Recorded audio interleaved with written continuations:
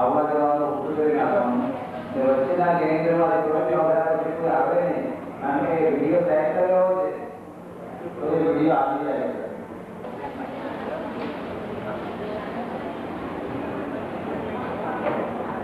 આપણે પુષ્ટિ વિધાનના પ્રવચનો વચ્ચે એક સફેદ ફોર્મ ભરવા માટે બધાને આપેલા હતા.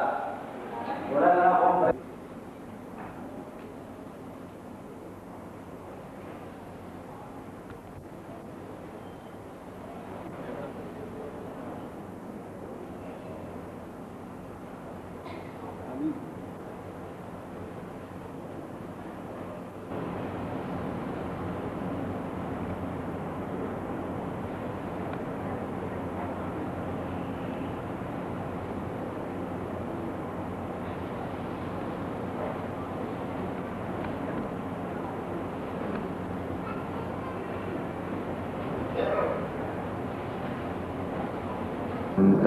निजाचार्यान् प्रणमामि मुहुर्मुहुः यदनुग्रहतो जन्तुः सर्वदुःखातिगो भवेत् तमहं सर्वदा वन्दे श्रीमद्वल्लभनन्दनम् अज्ञानतिमिरान्धस्य ज्ञानाञ्जनशलाकया चक्षुरुन्मीलितं येन तस्मै श्रीगुरवे नमः. नमामि हृदये शेषे लीलाक्षीराब्धिशायिनं लक्ष्मीसहस्रलीलाभि सेव्यमानं कलानिधिं चतुर्भिश्च त्रिभिस्तथा षट्भिर्विराजते योऽसौ पञ्चधा हृदये मम. निस्साधनजनोद्धार करणप्रकटीकृतः गोकुलेशस्वरूपश्री वल्लभशरणं मम. भजनानन्ददानार्थं पुष्टिमार्गप्रकाशकः करुणावरणीय श्री वल्लभशरणं मम. श्रीकृष्णवदनानन्दो वियोगानलमूर्तिमान् भक्तिमार्गाब्जभानुश्री वल्लभशरणं मम.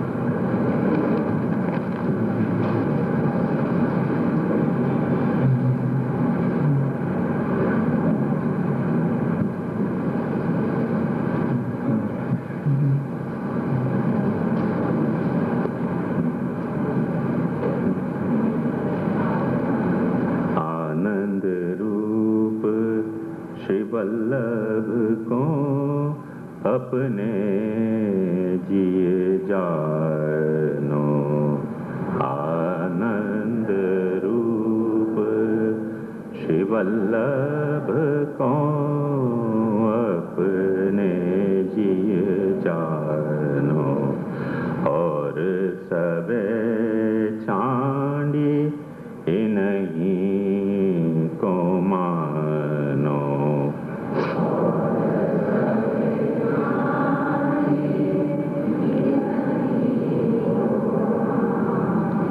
तीन लोक में को नाही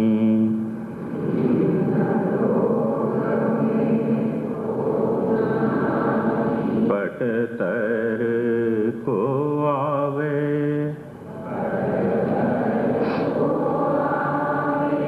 देव कोटि 33 में,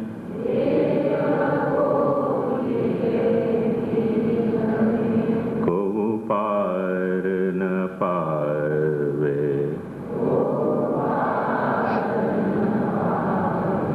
आनंद नाम रसना रटो,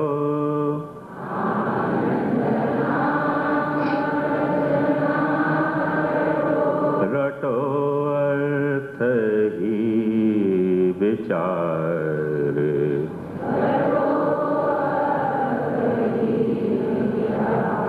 पइये गोविंद जन,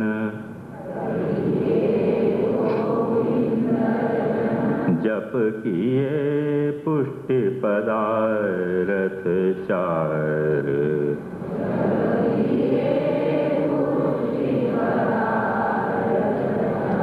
तन मन धन यह मेरो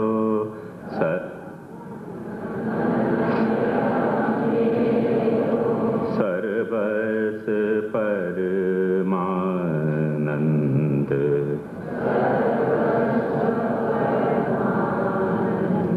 श्री वल्लभ भजहु निस दिन,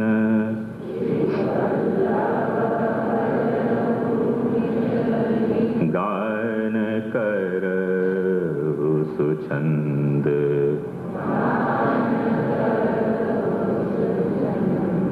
निरखी निरखी मेरे नैन सिराऊं,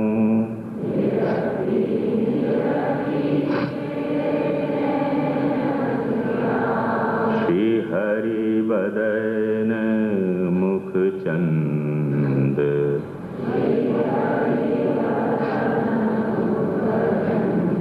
आनंद मगन सदा रहूं,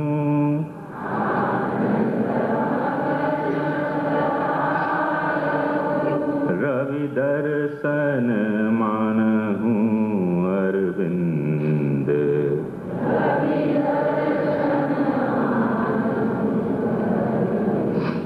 सुभग मूरति जिन नैनन निरखे,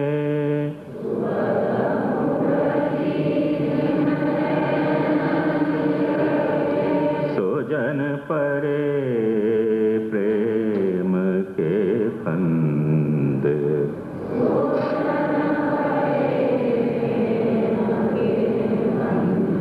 यह महानिधि मेरे हृदय कमल पे,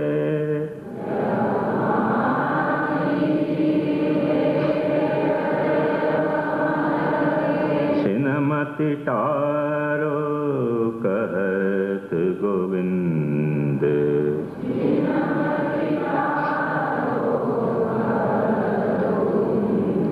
तन मन धन यह मेरो,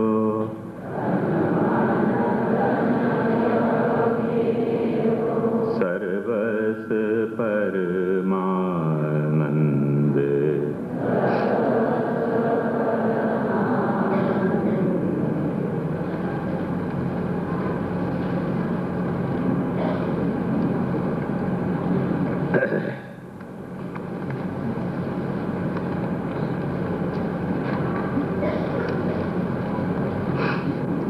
कल को विषय थोड़ो स्वाभाविक है कि आप लोगन को कठिन लगे ही होगा, और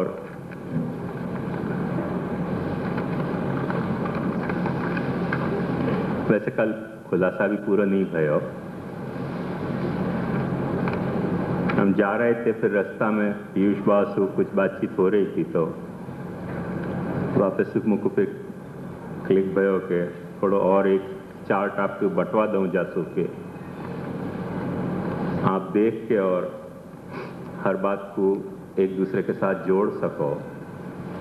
मैं समझूं ये आपको सबको मिल गए होएगो, तो अपन विषय शुरू करें। कल के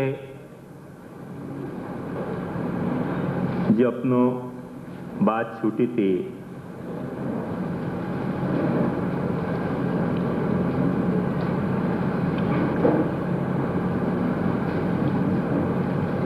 सात्विकम सुखमात्मोत्थम विषयोत्थम तु राजसम तामसम दैन्यमोहोत्थम निर्गुणम मद व्यपाश्रयम। तो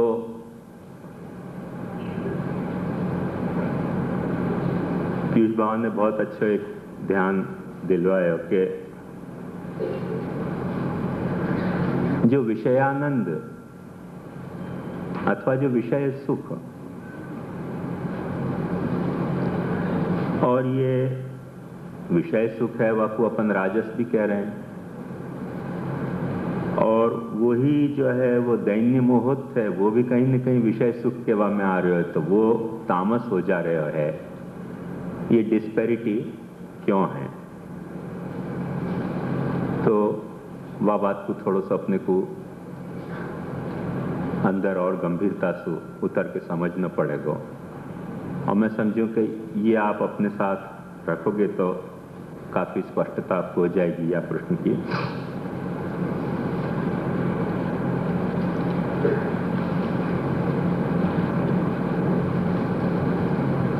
मूल में बात ऐसी है कि अपने आप में महाप्रभु जी के सिद्धांत के अनुसार ये जो जगत है, जगत माने विषयात्मक जगत। विषयात्मक जगत माने आंख से दिखाई दे तो, कान से सुनाई दे तो, नाक से जाके अपने को गंध आ रही है, जीभ से जाको स्वाद आ रहा है, त्वचा से जाको स्पर्श हो रहा है। ये विषयात्मक जगत जहाँ में अपन कुछ कर सके हैं, कुछ चल सके हैं, कुछ फिर सके हैं, बोल सके हैं। ये जो 10 ज्ञानेंद्रिय, 5 ज्ञानेंद्रिय, 5 कर्मेंद्रिय और चतुर्विध अंतःकरण, इन सब के विषय रूप से जो अपने सामने वस्तुएं आ रही हैं, वो सब विषयात्मक जगत है। और श्री शंकराचार्य जी के हिसाब से ये जो भी कुछ विषय है वो तो मिथ्या है, माया है, माइक है। अपन ने कल बुद्ध धर्म को काफी विस्तार से तो नहीं देखियो, पर तो भी जितना हो सकता तो और जितना आवश्यक है तो वाक्य तहत अपन ने ये देखियो कि बुद्ध भगवान के हिसाब से या विषय जगत में जा वक्त अपने को रहना है तो कुछ न कुछ, कोई को जीतना पड़ेगा, कोई को हारना पड़ेगा। और जयो वैरम पसवती सुखम सेति पराजिता, उपशांतो सुखम सेति हित्वा जय पराजयम। आप जीत गए या मैं विषय जगत में कोई को, तो कोई न कोई सो आप बैर ठान लोगे, मैंने कोई आपसे बैर ठान लेगो, हारे भयो व्यक्ति।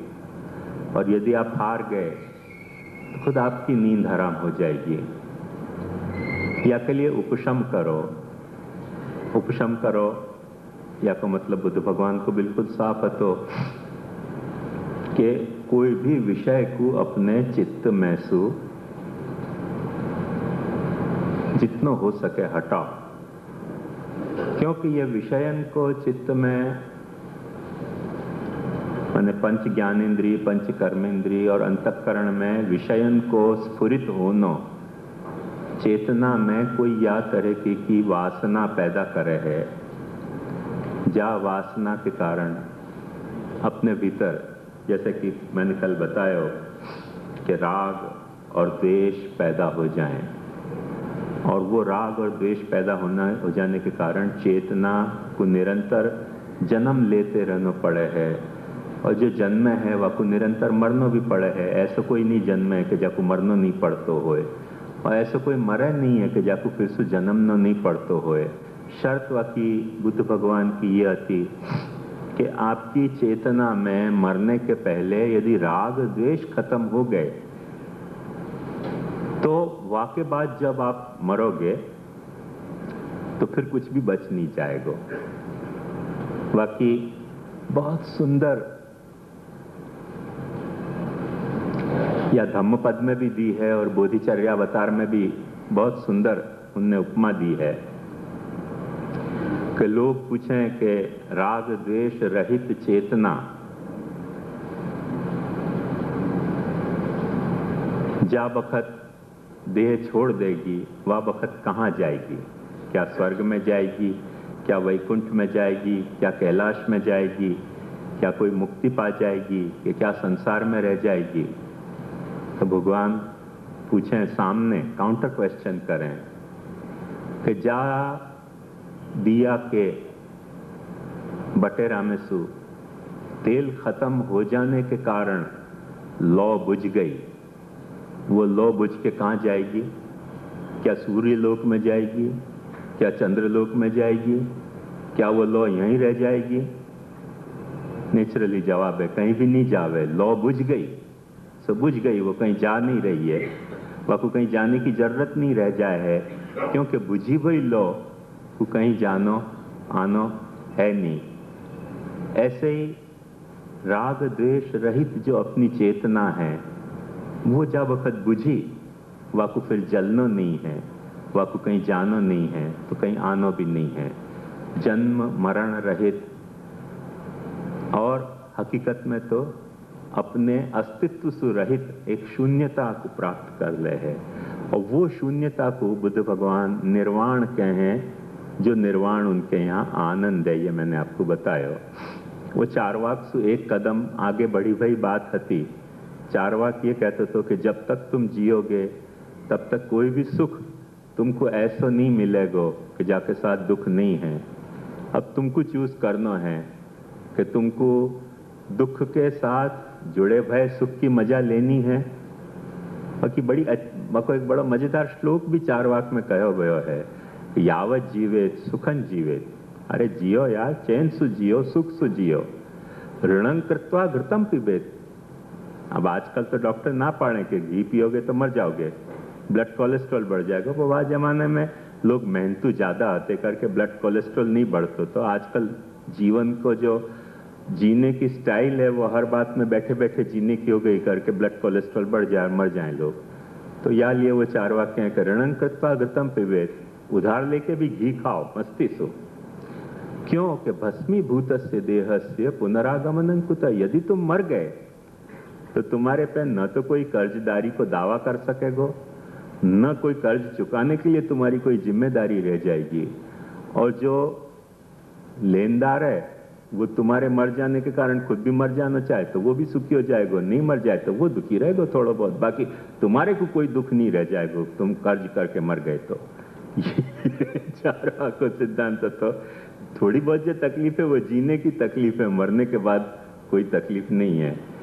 तो ये देह के मरने की बात थी। बुद्ध भगवान ने इतनी मोटी बात नहीं कही, थोड़ी सूक्ष्म बात कही कि ऐसी मोटी बात नहीं। बुद्ध भगवान ने कही कि नहीं, जन्म तो लेना पड़ेगा यदि तुम वासना के साथ मरे हो तो, पर निर्वासना यदि तुम मर रहे हो, राग द्वेष की वासना छोड़ के यदि तुमने कभी मरने को तुमको सुअवसर मिलो तो फिर न तुमको जन्म है, न फिर तुमको मुक्ति है, न फिर तुमको बंध है, न तुमको कोई राग है, न तुमको द्वेष है, तुमको परम निर्वाण प्राप्त हो गयो। जैसे बुझी भई लौ के लिए फिर कुछ भी करने धरने को, आने जाने को, होने नहीं होने को कोई सवाल नहीं रह जाए है।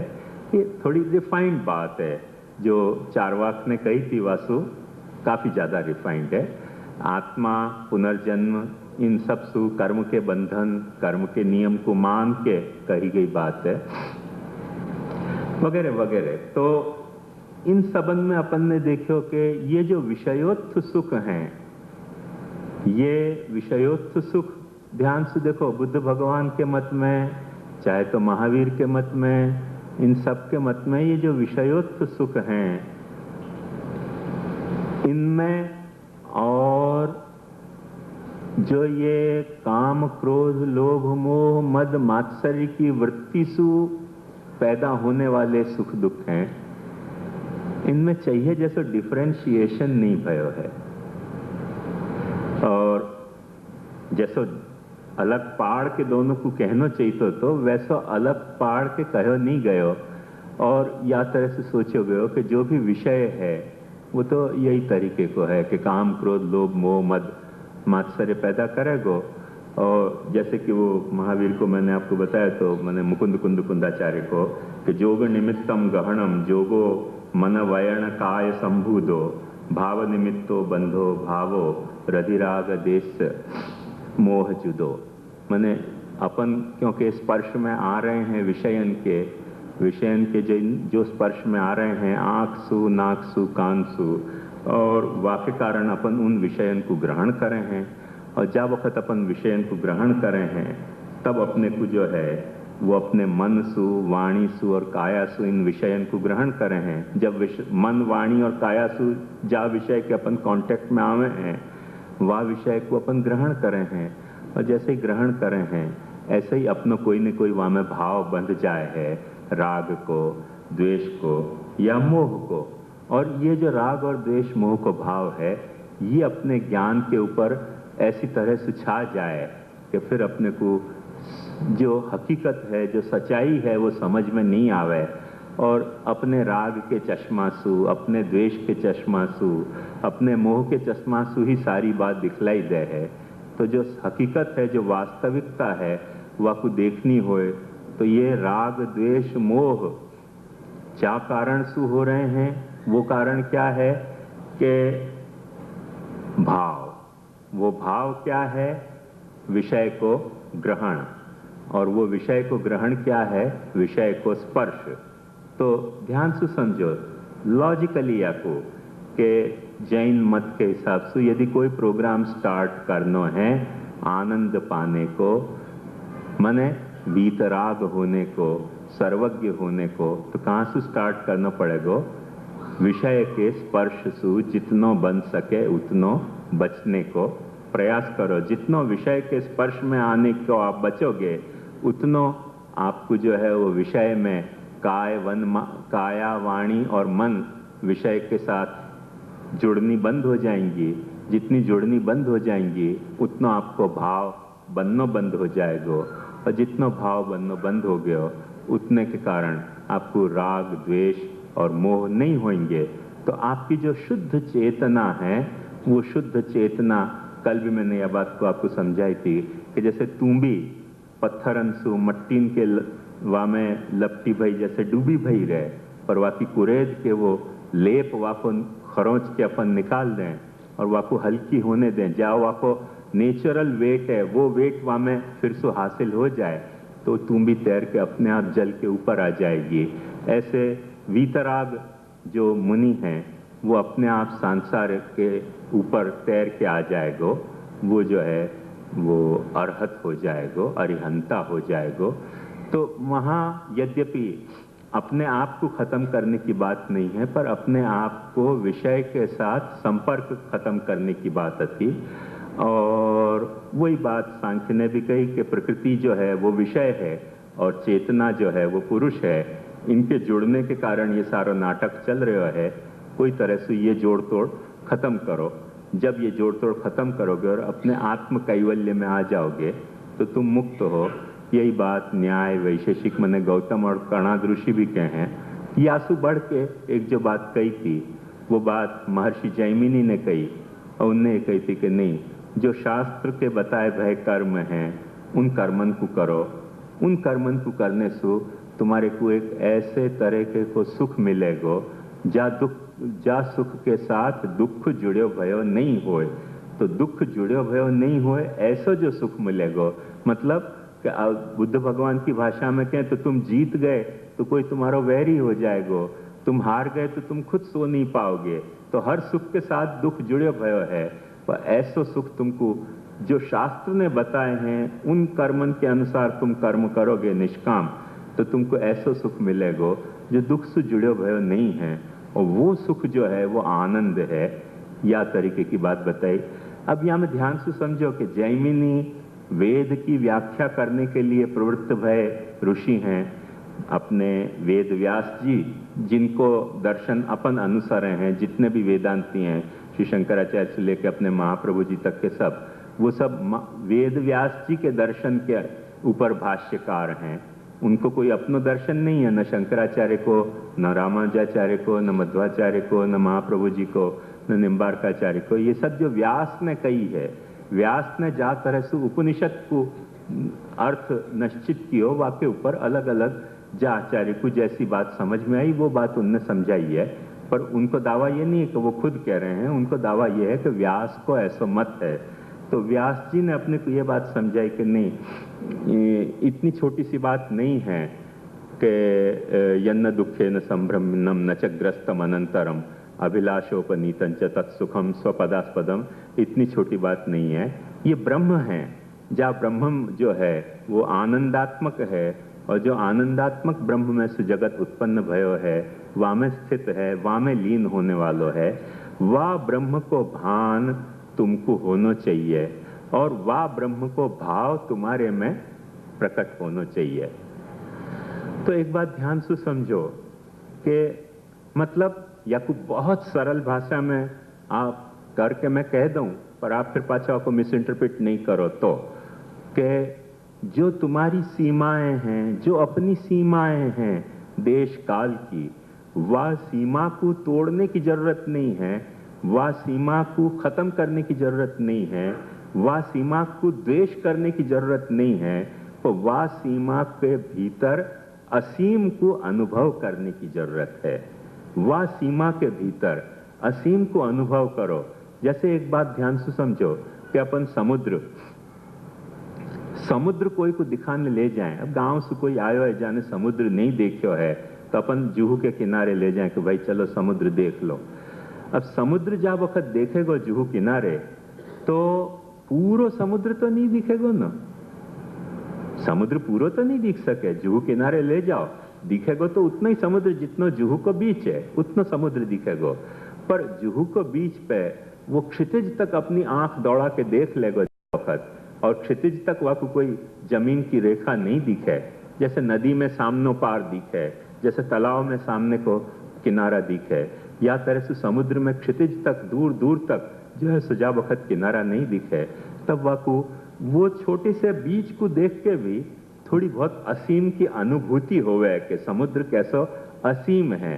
और ये समुद्र की असीमता को समझ जानो, जो समझ जाए है समुद्र की असीमता को, वह को ये बात समझ में आ सके है। ये मैं वेदांत की बात नहीं कर रहा हूँ, आज के विज्ञान की बात कर रहा हूँ कि समुद्रादेव खल विमानी भूतानि जायन्ते समुद्रेन जातानि जीवन्ति समुद्रम प्रयन्ति अभिसंविशन्ति तद विजिज्ञासस्व तद ब्रह्म। ये समुद्र से सब कछु पैदा भयो है। ये बरसात बरस रही है तो समुद्र के कारण बरस रही है, ये जो नदियां बह रही हैं ये समुद्र के कारण बह रही हैं, ये मिल के समुद्र में मिलने जा रही हैं। अपनो साइंटिस्ट आज कहो कह कि जो पहलो अमीबा पैदा भयो, एक कोशिक जीव, वो समुद्र में पैदा भयो। तो समुद्रादेव खल विमानि भूतानि जायन्ते समुद्र न जातानि जीवंती। समुद्र है तो बादल घिर रहे हैं, समुद्र है तो बरसात हो रही है, बरसात हो रही है तो अपन अनाज खा रहे हैं, अनाज खा रहे हैं तो अपन जी रहे हैं। तो समुद्रे न जातानि जीवंती समुद्रम प्रयन्ति अभिसंविशन्ति। हर चीज एक दिन समुद्र में मिल जाएगी। अब बहुत पॉल्यूशन बढ़ रहा है करके साइंटिस्ट कह रहे हैं कि टेम्परेचर बढ़ जाएगा एक दिन, और एक दिन टेम्परेचर बढ़ के ऐसा हो जाएगा कि जो उत्तर ध्रुव और दक्षिण ध्रुव पे जमे भय बर्फ हैं वो सब पिघल जाएंगे और समुद्र की जो सपाटी है ऊपर आ जाएगी, और बहुत सारे अपने बंबई जैसे तो किनाराएं डूब जाएंगे। तो ये बात ध्यान समझो कि समुद्रादेव खल विमानि भूतानि जायन्ते समुद्रे जन जातानि जीवन्ति समुद्रम प्रयन्ति अभिसंविशन्ति तद विजिज्ञासस्व तद ब्रह्म। ये समुद्र की असीमता को ज्ञान, अपने को समुद्र में डूब के होना जरूरी नहीं है। एक जुहू बीच पे खड़े होके कभी थोड़ी देर आनंद से आती भाई लहरन को देखो, कभी आती भाई वो वाकई जो असीमता है क्षितिज की समुद्र पे अपने को अनुभूत होती, वह असीमता को देखो तो कुछ अंदाज बंध जाएगो, और वह अंदाज बंध गयो तो तुमको शायद समुद्र के प्रति थोड़ो अहोभाव जगेगो। आज जपन जा तरह से समुद्र को पॉल्यूट कर रहे हैं और समुद्र में सब गंदगी छोड़ रहे हैं, जो अपन अपने आत्महत्या के सारे उपाय घड़ रहे हैं, वो समुद्र के प्रति थोड़ी सी कृतज्ञता को भाव जगो कि भाई जा समुद्र पे हम जी रहे हैं, वह समुद्र को यदि हम गंदो बनाएंगे तो हम कैसे जिएंगे। इतो सो भाव तुमको समुद्र के प्रति जगो। पुराने जमाने में यही लिए समुद्र में स्नान करने की मनाही हती कि बिना पर्व के समुद्र में स्नान नहीं करना चाहिए। वह को कारण ये कि व्यर्थ में समुद्र को गंदो मत करो। समुद्र को नदी में भी नहानो हो, जो पुण्य नदियां हैं, तो वहां भी नहाए बिना, जैसे आज स्विमिंग पूल में कैसा नियम है कि तुम पहले जाके नहाओ कोई बाथरूम में और नहा के और फिर स्विमिंग पूल में अपने आप को कूदो, जासू कि स्विमिंग पूल को पानी तुम्हारे शरीर के गंदगी से गंदो न हो जाए। वह तरह की अपने यहाँ हर तीर्थ में, हर नदी के प्रति, हर वन उपवन के प्रति वो सावधानी बरतने की एक धर्म को बंधन हतो। क्यों कि इनके कारण अपन जी रहे हैं, तो इनको अपन गंदो तो नहीं करेंगे न। जा थाली में अपन खा रहे हैं, वह थाली में तो अपन छेद नहीं करेंगे। वैसे एक आदर भाव, वैसे एक स्नेह भाव, वैसी एक समझ, जब गुजराती में कोठा सूझ के, ऐसी कोठा सूझ एक हती पुरानी अपने देश में। ये कोढ़िया लोगन ने आके अपने को खोटो समझा दियो कि हिंदुस्तानी लोग जो हैं वो सब जो है वो नदी को पूजे हैं, पहाड़ को पूजे हैं, पत्थर को पूजे हैं, सब जंगली हैं, काले हैं, रंगीन हैं। अपन भी मान गए कि हाँ क्यों पूजना, चलो सब पानी है कुछ नहीं है, सब झाड़ है, सब पत्थर है कुछ नहीं है। भाई ये पहाड़ पानी झाड़ पत्थर ने अपने को जीवन दियो है, इनको अपन ऐसो गंदो करेंगे तो अपन अपनी आप को गंदो कर रहे हैं। ये बात अपने को समझ में आनी चाहिए, वो भाव अपने को जगना चाहिए। जो माँ ने अपने को दूध पियायो है, वह माँ को जो है वो अपन कैंसर तो नहीं चोट लगाएंगे कि नहीं।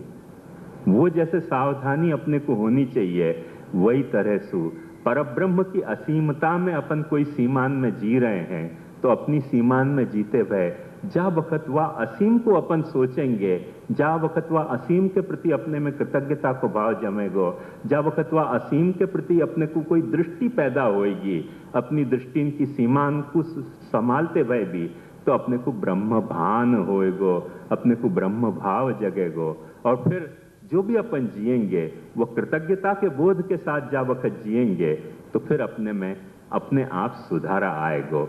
वो बात उपनिषद अपने को समझा तो ब्रह्मा माने आनंदाध्येव खल विमानि भूतानि जायन्ते आनंदे न जातानि जीवन्ति आनंदम प्रयन्ति अभिसंविशन्ति तद विजिज्ञासस्व तद ब्रह्म। या तरह से ब्रह्म भान या ब्रह्म भाव अपने भीतर जगाओ, वो सचमुच आवश्यकता है।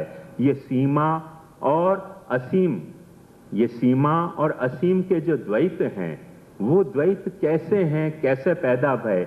या में सब आचार्य में आपस में विवाद हो गयो, कोई नहीं हो कह दी कि सीमा जो है मिथ्या है, कोई ने कही कि नहीं सीमा कोई तरह को एडजस्टमेंट है।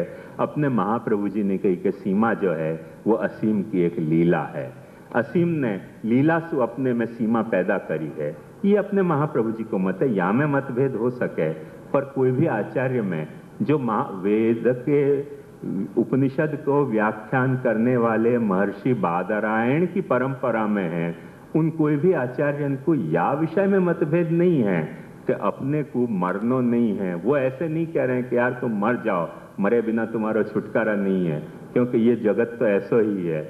ऐसे वो नहीं कह रहे हैं। वो अपने को ये कह रहे हैं कि तुम सीमा में हो, तुम अपनी सीमा को समझो, और तुम्हारी जो सीमितता है वो कोई न कोई असीम के आधार पर पैदा हुई सीमितता है, और वह सीमितता में तुम असीम के प्रति कृतज्ञ मत हो जाओ। माने जा देश की मट्टी से तुमको अनाज मिल रहे है, वह देश की मट्टी के प्रति गैर वफादार मत हो जाओ, वह मट्टी को पोल्यूट करने के उपद्रव मत करो। जा नदीन के जो नदीन के जल तुमको मिल रहे हैं, उन नदीन को तुम गंदी मत कर दो ऐसी कि हर नदी जो है वो गटर हो जाए। जैसे आपको ख्याल हो तो यहाँ अपने घाटकोपर सु और यहाँ माहिम में जो ये आज जो नदी को खाड़ा है, वो कोई जमाने में बंबई में मीठी नदी हती, और वहाँ का नाम मीठी नदी हती। मतलब मीठी नदी हती मैंने समुद्र के कितनी पास जल कितनो मीठो बह के वहां सु आतो, तो ये अपने ये बोरीवली के जो पहाड़ है ना, इनमें से वो नदी निकल के और ऐसे घाट कोपर होके एयरपोर्ट के किनारा किनारा परिक्रमा करके या बाजू आके मिल जाती थी समुद्र में। अब वो मीठी नदी नदी भी नहीं रह गई, मीठी को तो कोई सवाल ही नहीं रह गया। और खारी है कि कड़वी है कि क्या है, आज चाक कौन सके, पैर पड़ जाए तो अपने को घिन पैदा हो जाए। अपन ने इतनी गंदी वा नदी को बना दी। तो ये तो एक नदी बेचारी छोटी नहीं, गंगा जमुना जी के अपन ने ऐसे हाल कर रखे हैं, क्योंकि अपन ने अपनी सीमा को ही मजा लियो है। अपन जा सीमा को जी रहे हैं, वह सीमा के का में जो असीम अपने को जो कुछ दे सके है, वह असीम के प्रति अपने को श्रद्धा को भाव नहीं है, वह असीम के प्रति अपने को कृतज्ञता को भाव नहीं है। आपको ख्याल होए कि नहीं होए, पर अक्सर मैं ये बात को रोतो रहूं हूं कि जो जमुना जी अपने ब्रिज में आवे है, वो दिल्ली के गटर को पानी साफ करके छोड़ी भाई जमुना जी है। वो कलिंद गिरी मस्तके सु बहती भाई जमुना जी आज नहीं आ रही है। बरसात के दिन में छोड़ दें वो एक कथा दूसरी है, बाकी तो दिल्ली की गटर जो है वो रिसाइकल होके अपने को जमुना जी के नाम पर ब्रिज में मिल रही है। तो अपन ने अपनी नदी, अपनी जो असीम जो सारी उपलब्धियां हैं, उनमें अपन ने गैर जिम्मेदाराना हरकत सु या तरह की अपने सीमित उद्देश्य की पूर्ति के लिए असीम के साथ अपन ने ऐसी छेड़छाड़ करी है, और वाके कारण अपन दुखी हो रहे हैं। असीम में सीमित व्यक्ति को जीनो आना चाहिए कि असीम में सीमित व्यक्ति को जीना आवे। वाको एक सीधो से उदाहरण देखो कि कोई भी व्हेल मछली, कोई भी शार्क मछली, कोई खेती नहीं करे अंदर जमीन में समुद्र के भीतर, जो मछली है वो मछली को खावे है। पर असीम ने कितनी सुंदर व्यवस्था बना के रखी है, असीम सागर ने, कि न तो व्हेल मछली कभी इतनी मछली खा जाए कि सब छोटी मछलियां खत्म ही हो जाएं, न छोटी मछली कभी इतनी कम हुए पैदा कि एक आध दो व्हेल मछली के खाने से छोटी मछली की जाति खत्म हो जाए। मनुष्य ने ये उधम कियो कि अपन ने बहुत सारे प्राणीन की जाति, बहुत सारे पक्षीन की जाति, बहुत सारे वृक्षन की जातियां सब खत्म कर दी अपने थोड़े थोड़े से क्षुद्र सीमित लाभ के कारण। ऐसे अपने काम, क्रोध, लोभ, मोह, मद, मात्सर्य के सीमित लाभ के कारण ये जो असीम ब्रह्म है, वाके साथ छेड़छाड़ को अपन दुख पा रहे हैं। वाके साथ छेड़छाड़ मत करो, वाकु आदर सुध रखो, वाकु स्वीकारो, अपने जीवन के आधार के रूप में स्वीकारो, अपने जीवन के जीने की स्टाइल के रूप में स्वीकारो वह असीम को, अपने जीवन को वाके प्रति समर्पित करके जीने को अभिगम से स्वीकारो, तो तुम्हारे को यहाँ सब कुछ मिल सकेगा। कोई शेर ने कभी बकरी इतनी नहीं खा ली कि बकरी रह ही नहीं जाए, पर अपन ने बहुत सारे पेड़, बहुत सारी जानवर की जातियां ऐसे सिर्फ शौक के लिए मार दी, जिनको खानो भी नहीं हतो, अपने को भूख भी नहीं आती, सिर्फ मारने के शौक से मार दी। वो जानवरों की जातियां खत्म हो गई। आपको शायद पता होए कि नहीं होए, वो माओ त्से तुंग के वक्त की एक बहुत चीन की प्रसिद्ध घटना है। और वो प्रसिद्ध घटना यह है कि माओ त्से तुंग ने जब लाल क्रांति चीन में भई थी, तब एक दिन ऐसे कही कि चिड़ियाएं जो हैं वो अपने खेत को खा जाएं, मनुष्य को अनाज चिड़ियाएं छीन ले हैं, या के लिए सब चिड़ियां को मार दो। अब वो तो आदेश हो गया माओ त्से तुंग को, चीन के किसानों ने सब चिड़ियाएं मार दी। चिड़ियाएं मारने के बाद पता चले कि वो चिड़ियाएं जो कीड़ान को खाती थी, जो अनाज में लगते थे, वो कीड़ान ने खेत को खाना शुरू कर दियो। जब उनने खेत खाना शुरू किया, उन्होंने कहा अब इन कीड़ान को मारो। उन कीड़ान को मारने के लिए पेस्टिसाइड लाना पड़ो। वो पेस्टिसाइड पर जहर सो मनुष्य मरने लगे। तब उनको समझ में आई कि अपन ने असीम के साथ कैसी छेड़छाड़ करी है अपनी सीमित क्षुद्र बुद्धि सु। अरे चिड़िया खा के दो चार दाना खा लेती थी तो खा लेने देते यार, तुमने वाकई जंगल की कितनी जमीन छीनी है और अपनो खेत बनाया तो थोड़ो तो वाकू खा लेने देते तो क्या नुकसान है। तो पर अपने को लोभ होवे कि जो हमने मेहनत करके अनाज उगायो है वाकू खाने वाली चिड़िया कौन तो चले मारो तो मरो फिर साथ में। जब तुम मारोगे तो तुमको मरना पड़ेगा, वामे नहीं तो चिड़िया थोड़ा बहुत खा लेती होगी दाना। तो ये तो बात ध्यान से समझो कि कीड़ा भी तो खा लेती थी, सिर्फ दाना ही नहीं खाती थी। ये सांप को अपन ने ऐसे ढंग से मार दियो, सब बेचारे रो रहे हैं कि क्या कियो अपन ने। सांप चूहा खातो तो और चूहा बहुत हिसाब से खाता तो सांप, कि चूहा तुम्हारे खेत न खा जाए। अपन ने देखो कि ओहो सांप खावे अपने को, देखो भी नहीं कि जहर वालो है कि बिन जहरीलो है। दिखो सांप मार, दिखो सांप मार, दिखो सांप मार। अरे जहरीलो है तो तुमको खाएगो, तो तुमको मारेगो, वो भी तुम्हारे को आके नहीं मारेगो, पर हमारा पैर पड़ गयो तो मारेगो। अपन को फितूर चढ़े मनुष्य को, वो फितूर जो है ना, वो अपने सीमित स्वार्थन की फितूर है, उनके कारण अपन तकलीफ पा रहे हैं। विषय जगत में सांप भी इतनो जहरीलो नहीं है जितनो इंसान जहरीलो है अपनी फितूर के कारण। ये बात ध्यान से समझो, ये बात ध्यान से समझो के तो तुमको जीने की सिफत आएगी। अपने उपनिषद को संदेश मूल में ये है, ये बात, ये जो आज ये जो वातावरण के शास्त्री ये एक क्षुद्र पृथ्वी के वातावरण के कॉन्टेक्स्ट में जो बात अब कबूल करनी शुरू कर रहे हैं, अपने उपनिषद वाल के ऋषि ने वो बात अपने को तब या पृथ्वी के एक क्षुद्र कॉन्टेक्स्ट में नहीं, अखिल ब्रह्मांड के कॉन्टेक्स्ट में ये समझाई कि जो असीम है वहां में तुम्हारो एक पृथ्वी जो है एक सीमित लोक है, और वह लोक में तुम ऐसी सिफत से जियो कि असीम के प्रति तुम्हारा आदर भाव खंडित नहीं होवे, असीम के प्रति जो तुम्हारी जिम्मेदारियां हैं वो खंडित नहीं होवे, असीम को तुम भान भूल के या में मत जियो, असीम के प्रति भावहीन हो के मत जियो। अब तुम सीमित हो या में कोई गुनाह की बात नहीं है। अब वो तुम्हारी सीमाएं कैसे पैदा हुई, या में 10 वेदांत के 10 सिद्धांत हो सकें, चिंता वो कभी दूसरो विषय है, जाको दूसरे ढंग से समझना पड़ेगा। पर मूल समझने की बात है कि सीमित तुम हो, तुम्हारे स्वार्थ सीमित हैं, तुम्हारी बुद्धि सीमित है, पर तुम्हारे में क्रियाकलाप की शक्ति परमात्मा ने ऐसी भर दी है कि तुम असीमित या जगत को नुकसान पहुंचा सको हो करके महाप्रभु जी ने एक बड़ी मजेदार बात कही कि एके नापि तथा कर्म क्रियते ये न समग्र जगदेव विलयम याति। ये कर्म भूमि है, या कर्म भूमि में एक आदमी को उपद्रव ऐसा हो सके है कि जासु सारो जगत लय हो जाए। अभी समझो कि कोई को फितूर चढ़ जाए, क्लिंटन को या येल्सिन को कैसे फेंक दो एटम बम, जो होगी सो देखी जाएगी। भाई एक की फितूर ऐसी कि सबको मरना पड़ेगा, जाको मरना है वो भी मरना पड़ेगा, जाको नहीं मरना है वो भी मरना पड़ेगा। तो ये बात अपने को तकलीफ दे रही है, यहाँ सीमा तकलीफ नहीं दे रही है। ध्यान से समझो, तुम अपनी सीमित बुद्धि को असीम उपयोग कर रहे हो, ये तकलीफ दे रही है। सीमित बुद्धि तुम्हारी है तो तुम अपनी सीमित बुद्धि को सीमित उपयोग करो, अपनी सीमा को पहचानो और वह सीमा को असीम में पहचानो। वह सीमा की असीम के प्रति माने औदार्यपूर्ण दृष्टि, कम से कम अन्यथा तो आदरपूर्ण दृष्टि से तुम जब जीने को एक सिद्धांत पकड़ के चलोगे तो कोई लफड़ा की बात नहीं है, तुम्हारे में ब्रह्म भान ब्रह्म भाव सब प्रकट हो सकेगो। ये मुख्य अपने उपनिषद को सिद्धांत था, तो अपन समझे नहीं और कुछ गड़बड़ फैला दी, वो एक कथा दूसरी कथा है।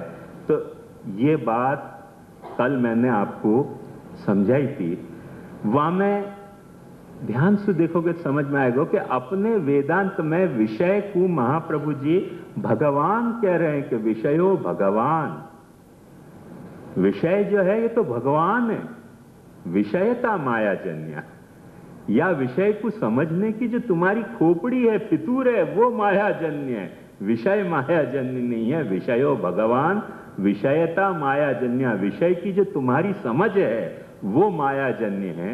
विषये विषयता काचित स्वीकर्तव्या यया दृष्टि सविषया स्यात्। या विषय में कोई विषयता एक अलग बला है, जो विषय को गुनाह नहीं है, जो तुम्हारो गुनाह है। विषय के साथ तुम्हारा जो एनकाउंटर भयो है, विषय के साथ जो तुम्हारी मुठभेड़ भई है, या के कारण क्योंकि तुम सीमित हो, तुम सीमित हो, विषय को तुम स्वरूप सीमित समझे, सीमित समझे, वहां में कोई गुनाह नहीं है। तो मैंने आपको जुहू बीच का उदाहरण यही लिए दियो कि विषय को तुम सीमित समझे, वहां में कोई गुनाह की बात नहीं है।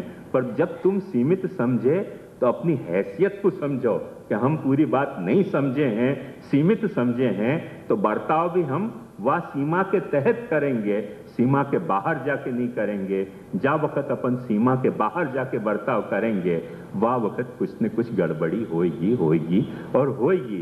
वह वक्त कहीं न कहीं तुम्हारो विषय को जो अनुभव है वो या तो कोई काम को, या तो कोई क्रोध को, या तो कोई लोभ को, नहीं तो कोई मोह को, नहीं तो कोई मद को, या मात्सर्य को रूप लियो भयो होएगो। यही विषयता है। ध्यान से समझो, विषयता मतलब क्या कि विषय को समझने के लिए तुमने विषय नहीं, विषय जैसो है ऐसे नहीं, पर अपनी सीमा के अनुसार वाकु काम को विषय बनायो, वाकु क्रोध को विषय बनायो, वाकु लोभ को विषय बनायो, वाकु मोह को विषय बनायो, वाकु मद को विषय बनायो, वाकु मात्सर्य को विषय बनायो। करके विषय में सारी खुराफात तुम्हारे साथ शुरू हो गई। को गाली देनी पड़ी विषय को, ये सब घबरा गए कि क्या बात है। ये जैसे अपने यहाँ पुराण हैं, ऐसे यहूदीन में एक बड़ा सुंदर ग्रंथ है तालमुद करके। तालमुद ग्रंथ में एक बड़ी मजेदार बात आई है, 1-2 मिनट।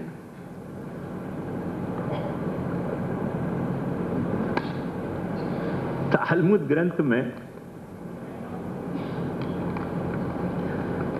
जैसे अपने यहाँ धर्माचार्य हो वैसे उनके यहाँ रबाई हो है। तो रबाई जो है वाकू एक दिन गांव के, जा गांव में वो रहते तो वह गांव में एक फरिश्ता मिल गया और वो गांव को जैसे जैसे अपने यहाँ फाउंटेन है वाधन को, जहां सब लोग इकट्ठे हुए हैं शहर के लोग, वो गांव को जो फाउंटेन हो तो फ्लोरा फाउंटेन वाधन को मिल गया। तो रबाई ने वो फरिश्ता से पूछी कि आप पधारे, बड़ी खुशी भई, आपके दर्शन भय, साक्षात्कार भय। अब ये फ्लोरा फाउंटेन पर जैसे अपने को मिल गया हो कोई फरिश्ता देवदूत और अपन इंक्वायरी करें, तो कोई कुछ कर रहे हो तो, कोई उपदेश दे रहे हो तो, कोई धंधा कर रहे हो तो, कोई लड़ाई कर रहे हो तो, कोई पढ़ा रहे हो तो फ्लोरा फाउंटेन को जो कैरेक्टर है वैसे ही कैरेक्टर गांव के वहां कहो तो मुख्य चौक जाको समझ लो। तो उनने वह फरिश्ता से पूछी कि इनमें से आपको क्या लगे कि कौन आदमी मुक्त हो पाएगा। और वो एलिजा नाम को फरिश्ता तो मैंने सबके चेहरा देखे और देख के एक आदमी के तरफ इशारा किया कि ये आदमी मुक्त हो जाएगा। वाकू रबाई को बड़ा आश्चर्य हो गया, ये तो बहुत साधारण आदमी दिख रहे हो कि भाई आप क्या काम करो यहाँ।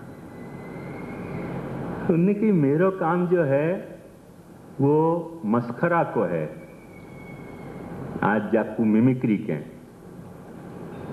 तो रबाई को बड़ा आश्चर्य हो गया, कोई इतने इतने गंभीर काम करने वाले मुक्त नहीं हो जाएंगे और ये मस्खरा आदमी कैसे मुक्त हो जाएगा। फिर वह कुछ चिंता हो गई कि यार लफड़ा क्या है, ये तो बहुत क्षुद्र पैसा माने जाए, मस्करा को काम तो लोगन को हंसाने को काम है। फिर वहां ने सोधियो कहीं, फिर वो देवदूत मिल गया, उनकी ये समझ नहीं आई कि इतने इतने गंभीर काम, माने जाकी अपन कीमत जो है वो प्रोडक्टिविटी में मापें कि कितनो प्रोडक्शन कियो आज सुबह जॉब पे आने के बाद, और कितनो रिजल्ट आयो, और कितनो कमायो, और नेशनल वेल्थ में कितनो ग्रोथ भयो, और कितनो परिश्रम कियो, और कितनो पसीना बहो, और कितनो ज्ञान को प्रसार भयो, और कितनो धर्म को प्रसार भयो, वगैरह वगैरह हर प्रोफेशन के साथ जुड़ी हुई जो रिजल्ट हैं, उनमें से अचानक उनकी मस्खरा क्या भला है कि ये मुक्त हो जाएगा। तो वह ने जो देवदूत तो वह ने कही कि बाकी सब दुखी कर रहे हैं, ये आदमी कम से कम सुखी तो कर रहे हो कोई को। और तो सब कुछ न कुछ रुलाने को चक्कर पैदा कर रहे हैं, एक नहीं तो दूसरी दृष्टि से, या पॉइंट पे नहीं रुलाएंगे तो वह पॉइंट पे रुलाएंगे। ये एक आदमी ऐसा है कि बेचारा कोई को रुला तो नहीं रहे न, चाहे जो कुछ कर रहे हो, भले काम सस्ता है, सीमा में कर रहे हो, बाकी कोई सीमा है, वह सीमा में पर सबको सुखी तो कर रहे हो, सबको हंसा रहे हो। हंस लेने दो यार, प्रसन्न रहोगे तो तुम्हारी भी अक्ल ठीक से चलेगी। और रोते मियाँ जी रोते कि उनने कही शक्ल ही ऐसी अल्लाह की दी हुई। ये जो है ना, ये नुकसान पहुंचा दे है बात। तो अपनी सीमा के अनुसार जब अपन नहीं काम कर अतीत कुछ उपद्रव कर रहे हैं, तब ये विषय अपने साथ दगा देने लग जाए हैं, क्योंकि विषय या लिए बने नहीं हैं, विषय बने हैं लीला सुख के। लीला के आनंद सुख विषय प्रकट भय हैं। आनंदाध्येव खल विमानी भूतानि जायन्ते, उपनिषद के आनंद सु प्रकट भय हैं और आनंदे न जाता नहीं जीवंती। अब तुम या आनंद के आके लीला में कुछ काम कर रहे हो, कोई विषय को काम सु देख रहे हो, कोई विषय को क्रोध सु देख रहे हो, कोई विषय को काम क्रोध लोभ सु देख रहे हो, तब ये विषय क्या कर सकेगा? विषय तो जो ठीक है सो ठीक ही है, तो तुम यदि ऐसे देख रहे हो तो कुछ न कुछ तुमको तकलीफ होगी, फिर तुमको आनंद प्रकट नहीं होएगा, काम प्रकट होएगा, तो काम को तुमको थोड़ा बहुत सुख मिल जाएगा, पर आनंद नहीं मिलेगा, विषयानंद नहीं मिलेगा। विषय सुख मिल सके जब तुमको विषय काम है, विषय सुख मिल सके जब तुमको विषय पे क्रोध आ रहे हो। एक बात ध्यान समझो, अपने को कोई पे क्रोध आ रहे हो, जाके दो चार फटकार लगा दो, कैसे सुख मिले? सुख तो बड़ा मिले। जहां पे क्रोध आ रहे हो आपको दो चार फटकार लगाई, बड़ो सुख में मिले। तो एक बात समझो कि कोई वक्त ज्यादा फटकार लगाने के चक्कर में प्रेशर इतना बढ़ जाए तो फटकार खाने वाला नहीं मरे और फटकारने वाला मर जाए। ऐसे दो चार मेरे खुद के व्यक्तिगत अनुभव है। याद ये कह रहे हो तो बहुत लड़ लड़ के गए हो, मैं समझाते रहो भाई चिड़ो मत, थोड़े शांत रहो, शांत रहो। कैसा शांत रहे? मन के अच्छा भाई चिड़ो, क्या करें? पता चली कि हार्ट अटैक आके खत्म ही हो गए। ऐसा हो जाए कई वक्त कि अपन लगा तो दें फटकार, बहुत सरल बात है फटकार लगाना। वो फटकार खायो भयो आदमी मरे, वाके पहले खुद यही मर गए। जो बेचते थे दवाई दिल, वो दुकान उठा के चले गए। ऐसा हाल हो जाए तो ये बात ध्यान से समझो कि जब काम सु, क्रोध सु, लोभ सु, मोह सु, मद सु, मात्सर्य सु जा वक्त अपन विषय को देखेंगे तो सुख तो मिलेगा, पर सुख मिलेगा वाके साथ कोई न कोई दुख जुड़े हुए है। और या सारो आरोप बेचारे विषय पे आ रहे है। विषय क्या करे? करे क्या विषय? ध्यान से समझो, गुनाह विषय को नहीं है, गुनाह विषयता को है। करके महाप्रभु जी ने अपने को बताया कि विषयो भगवान, विषय तो भगवान है, विषयता माया जन्या, वह विषय की जो तुम्हारी समझ है वो माया से पैदा भई है। वो माया क्या है? वो माया तुम्हारी बुद्धि की सीमा, वो माया तुम्हारे हृदय की सीमा, वो माया तुम्हारे मन की सीमा, वो माया तुम्हारे चित्त की सीमा, वो माया तुम्हारे आंख की, नाक की, कान की सीमा, वो तुम्हारी माया तुम्हारे हाथ पैर बोलने की सीमा। वो सीमान के कारण तुम जो है वो विषय को सीमित बना के देख रहे हो, वह फ्रेम में देख रहे हो, करके तुम दुखी हो रहे हो। यदि वह सीमा से बाहर भी कुछ विषय हो सके है, जैसे जुहू बीच पे अपने को जितना समुद्र दिखलाई दे रहे हो है, एक वक्त तुम इतना से स्वीकार लो कि समुद्र या के अलावा भी बहुत कुछ है, जो बहुत बड़े ज्ञान की कोई MA PhD की जरूरत नहीं है, छोटे से आदमी को भी यह बात समझ में आ सके। एक वक्त जब नैन भर के क्षितिज भर तक निहार ले दरिया की उठती तरंगन को, तो छोटे से आदमी को भी समझ में आ सके कि विषय की कितनी असीमता है। भले अपने को सीमा में दिख रहे हो है, ये क्षितिज की जो सीमाएं दिख रही हैं, ये मेरे देखने की सीमा है, समुद्र की सीमा नहीं है। ऐसे विषयो भगवान या विषय भगवद रूप विषय को देखने की जो मेरी काम क्रोध लोभ मोह मद मात्सर्य की सीमाएं हैं, उन सीमान के कारण मुझको विषय सुख दुख से जुड़े भयो दिख रहे हो है। अपने आप में विषय तो भगवान है। ये विषयो भगवान यदि तुमने कभी भी भूले चुके, थोड़ी सी जैसे जुहू बीच के स्कीम, जुहू की मैंने बीच पर खड़े होके समुद्र की असीमता को तुमको थोड़ा बहुत ख्याल आयो, भले तुमको सीमा दिख रही हो, फिर भी बाकी असीमता को थोड़ा बहुत ख्याल आयो, तो तुरंत समुद्र की असीमता तुमको समझ में आ जानी चाहिए। एवरेज बुद्धिमान को समझ में आनी चाहिए। भैंस की कथा कुछ अलग है, बाकी मनुष्य को तो समझ में आनी चाहिए। उतनी एवरेज इंटेलिजेंसी यहाँ भी रिक्वायर्ड है। महाप्रभु जी ज्यादा कोई शास्त्र की बात या ज्यादा कोई तान खींच की बात या ज्यादा कोई चर्चा विचार की बात की अपेक्षा नहीं कर रहे हैं। महाप्रभु जी बस इतनी से महात्म्य ज्ञान की अपेक्षा रख रहे हैं कि जा वक्त तुम विषय को देखो, वह वक्त ब्रह्म के महात्म्य को समझो। उतना सा महात्म्य समझ जाओ। दीप तुमको बहुत तुम्हारी सीमा के अनुसार रहे है, पर वो तुम्हारी सीमा में वाकई महत्ता पूरी दिखलाई नहीं दे रही है, दिखलाई नहीं दे रही है, वो कथा एक अलग है, पर चाहो तो समझ में आ सके है, नहीं समझ में आ सके ऐसी बात नहीं है। पूरी महत्ता अनुभूत होनी बहुत मुश्किल है, पर पूरी महत्ता समझ में आनी बहुत सरल कथा है। जितनी सरल कथा जू बीच पे खड़े होके सागर की असीमता को समझ में आनो है, उतनी ही सरल कथा है। उतनो महात्म्य तुमको समझ में आयो तो तुमको आदर जगेगो, उतनो महात्म्य तुमको समझ में आयो तो तुमको ये बात समझ में आएगो।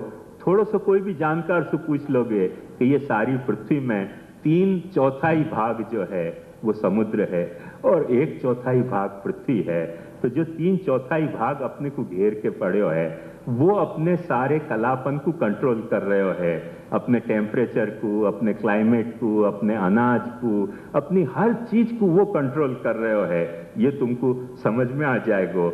ये महात्म्य जब समझ में आ जाएगो तब तुमको ये भी समझ में आ जाएगो धीरे कि या के स्वाद द्वेष नहीं करना चाहिए, या में कभी गंदगी नहीं फैलानी चाहिए, या कि गंदगी जो मैं फैला रहा हूं मैं अपने आप में गंदगी फैला रहा हूं करके उपनिषद ने यह बात कही। असन्नेव स भवति असत ब्रह्मेति वेद चेत अस्ति ब्रह्मेति चेद वेद संतमेनं ततो विदुरति। वो आदमी खुद असत है जो ये कह रहे हो कि ब्रह्म असत है। असत असन्नेव स भवति असत ब्रह्मेति वेद चेत अस्ति ब्रह्मेति चेद वेद। जब वो ये बात स्वीकार ले रहे हो कि नहीं ब्रह्म तो है, असीम तो कुछ है, मेरे को नहीं दिख रहे हो है पूरो मुझको असीमता वाकी नहीं दिख रही है, या को मतलब ये नहीं कि वो असीम नहीं है। सो अस्ति ब्रह्मेति चेद वेद, उपनिषद कहे संतमेनं ततो विदुरति। वो आदमी संत है, वाकु संत पुरुष जानो, तो वो समझ गए हो क्योंकि वाकु अपना एहसास हो गयो कि वो क्या है। वाकु ये एहसास हो गयो कि वो असीम में जीने वालों एक सीमित कोई है, एक सागर में उठने वाली वो एक लहर है, सागर में उठने वालों एक बबूला है। अरे बबूला छोटो है, लहर छोटी है, पर सागर तो असीम है, और सागर में उठो भयो बबूला है, तो वो सागर सु कौन से तरह सु एक है। वो बबूला, वो लहर, सागर की लहर यदि सागर को इनकार कर देगी तो वो लहर खुद असत हो रही है। सागर तो असत होएगो तब असत होएगो, लहर खुद अपना अस्तित्व खो रही है। और जा वक्त एक लहर सागर को स्वीकार ले रही है तो वो लहराने को पूरा अधिकार है। जितनो भी लहरा, किनारा के विषय पे आके लहरा के फिर से सागर में जा और फिर से आके लहराती भैया, सारो आनंद तुमको मिलेगो, सारी लहराने को आनंद तुमको मिल सके हैं। यहाँ शर्त एक है, विषयो भगवान विषयता माया जन्या। ये बात थोड़ी सी समझने को प्रयास करो तो बात समझ में आ जाएगी, वरना नहीं समझ में आएगी। पर उतनी कठिन नहीं है जितनी अपन सोचे हैं कि कठिन है। जितनी अपन ने पुष्टि मार्ग में लड्डू पूड़ी खिचड़ी खाने के चक्कर में शुद्धाद्वैत के ज्ञान को कठिन मान लिया है कि शुद्धाद्वैत के साथ अपने को क्या संबंध, अपना तो प्रेम भक्ति को मार्ग है। भाई प्रेम भक्ति तुम्हारी कैंसल हो जाएगी यदि तुमने या सत्य को नहीं समझो तो। तुम कोई न कोई प्रेम भक्ति को ही कर नहीं सकोगे। तुम सागर को ऐसो रेत पटक के गंदे कर करके ऐसो पॉल्यूटेट कर दोगे तो वो सागर तुमको ले डूबेगा कोई दिन। आज सब साइंटिस्ट यह बात को रो रहे हैं कि सागर में बहुत भयंकर पॉल्यूशन होने जा रहे हो है, और इतना पॉल्यूशन होने जा रहे हो है कि जो सागर के अंदर रहे भय जो ऑक्सीजन पैदा करने की सिस्टम है वो शायद 70-80% सिस्टम है जो सागर में ऑक्सीजन पैदा कर रही है, और 30-40% ऑक्सीजन सिस्टम अपने को पृथ्वी पैदा करके दे रही है। वह सागर को अपन जा वक्त गंदो कर रहे हैं, तो कौन को गंदो कर रहे हैं? जा सांस को अपन ले रहे हैं, वह सांस को रूंधने को चक्कर अपन बना रहे हैं। अपन कोई योगी नहीं है, अपन कोई प्राणायाम सिद्ध करने वाले प्राणी नहीं है, पर अपन असत पुरुष हैं। असन्नेव स भवति असत ब्रह्मेति वेद चेत अस्ति ब्रह्मेति चेद वेद संतमेनं ततो विदुरति। ये बात उपनिषद की होती। उपनिषद ने एक जो दर्शन अपने को दियो है, एक जो दृष्टि अपने को दी है, वह दृष्टि की महत्ता समझो कि या सीमा को एक जीने को कैसा संबल असीम आधार अपने को ब्रह्म के रूप में दियो है, और वो असीम आधार को महाप्रभु जी भी वही असीम आधार की बात समझा रहे हैं कि ब्रह्म भाव रखो, ब्रह्म भान रखो, ब्रह्म को महात्म्य समझो, ब्रह्म के प्रति सुदृढ़ सर्वतोधिक स्नेह रखो। ये तुमने रखो तो तुम अपनी सीमा के बाहर, सीमा के दायरे के बाहर जाके कभी बरतोगे नहीं। सीमा के दायरे के बाहर जाके बरतोगे नहीं तो तुम्हारा या असीम में कुछ नुकसान नहीं होने वाला है, क्योंकि असीम कभी तुमको नुकसान नहीं पहुंचा हुआ है। तुमको जो नुकसान पहुंचा है वो तुम्हारी बुद्धि की सीमाएं, तुम्हारी सोचने की सीमाएं, तुम्हारे भाव की सीमाएं, तुम्हारी आंख की सीमाएं, तुम्हारे कान की सीमाएं, तुम्हारे क्रिया शक्ति की सीमाएं तुमको नुकसान पहुंचा सकें। पर असीम को समझ लोगे तो नुकसान की कोई आवश्यकता नहीं है। मूल में ये बात थी जो अपने यहाँ समझाई गई। तो थोड़ा सा या पहलू को अपन आज, क्योंकि राजस क्या, विषयोत्थन तो राजसम और तामसम दैन्य मोहोत्थम। जो दैन्य मोहत है वो तो तामस सुख है और विषयोत्थ सुख जो है वो राजस सुख है। तो ये क्या लफड़ा हो गया, एक बाजू विषय की गाली दी जा रही है, एक बाजू जो है वो विषय को ऐसो उतनी फिर पास कुछ बचायो भी जा रहे हो, सेव भी किए जा रहे हो। तो या को बेसिक आधार जो है ये स्पष्ट कर लोगे तो कोई प्रॉब्लम नहीं आएगी। जो बस एक सूत्र याद रखोगे, आपको जो मैंने कागज दियो वह कागज पे आप बस यही वाक्य महाप्रभु जी को लिख लोगे ना कि विषयो भगवान विषयता माया जन्या, तो बाकी सारो वाह सूत्र को भाष्य। आई ना बात ख्याल में आपको? बाकी जो भी कुछ है अब जो आगे आने वाला है वो विषय वर्सेस विषयता को विवेचन आ रहे हो कि विषय क्या है और विषयता क्या है। मतलब जो आप देख रहे हो, जो आपको दिख रहे हो है वो क्या है, और जो आप देख रहे हो वो क्या है। जो